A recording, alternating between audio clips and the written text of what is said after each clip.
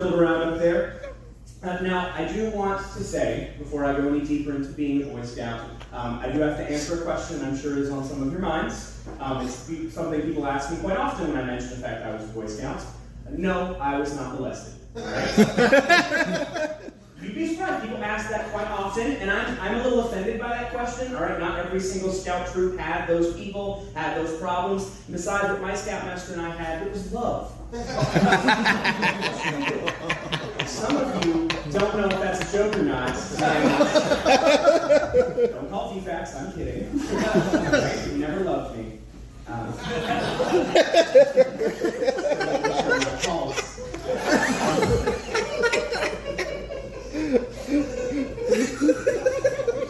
No, but I will say, while there was no molestation in our scout troop, none whatsoever, there was a lot of sexual tension because, like I said, when you're a Cub Scout, there's a lot of, there's just a lot of cute things going on. You're doing Pinewood Derby, you're selling popcorn, but as you grow up, it just becomes a bunch of 12 and 13-year-olds out in the forest, right?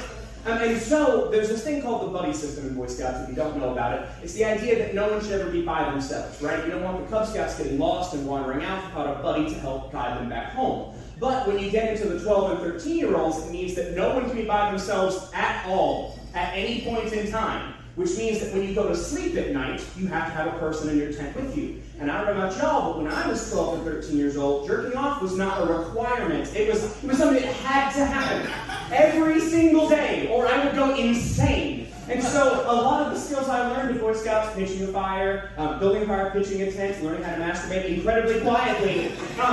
See, when you have all these kids out there in these tents, you can walk out at night and you can hear this gentle noise.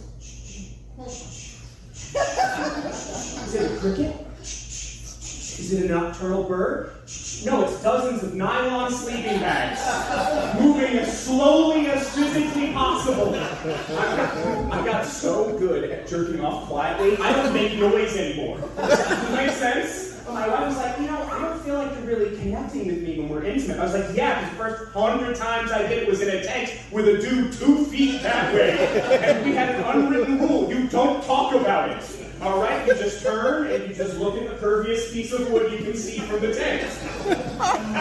Scoutmaster would walk out and be like, boys, what are y'all doing in there? Whittling. We're whittling. I am whittling soap, sir. Now, Boy Scouts does offer you a lot of opportunities, and as I got older, those opportunities really blossomed. Because while being in high school, being a Boy Scout is not sexy, when you get to college, it kind of turns back around, right? And you wouldn't think it, but I know a lot of knots, and every girl I dated in high school liked to be tied up. Forget the Karma Sutra, pick you up the Boy Scout handbook, boys and girls. 2 half hitches, bowline knots, clove hitch, get a bitch. It's great. Absolutely fantastic. That joke is true. Now, what can I say? I had them tied up. It doesn't burn, it doesn't hurt. It's all good. Now, of course, the kids in my scout troop, they're all adults now, and that is kind of weird, seeing all these pimply-faced teens who used to hang out with, grow up and do incredible things. One of the guys I was in the scout troop with is a fighter pilot now. One of them is a therapist, and one guy, I was at his Eagle ceremony, he managed to steal every single computer in the middle school. Now, you know how he did it? Because he was prepared. That's right. Now, that's true. He really did do that. It was very awkward, to talk around the dinner table. Oh, you remember that kid we went to his youth stuff ceremony? Yeah, he's in jail now. Now, I used to do all sorts of things with this kid. I used to go on campouts, we'd go hiking, we did community service. I mean, he's doing community service still, but now. Now, actually, the kid that I was in Scouts with, he became a therapist. I saw him take a shit on a dead squirrel we found in the woods one time. That's true, and I'm trying to figure out how to make a joke about it, but right now, all I've got is, I guess that's what an emotional support animal is? I guess. I'm going to keep workshopping it. That one went okay. Now, I told you earlier that the story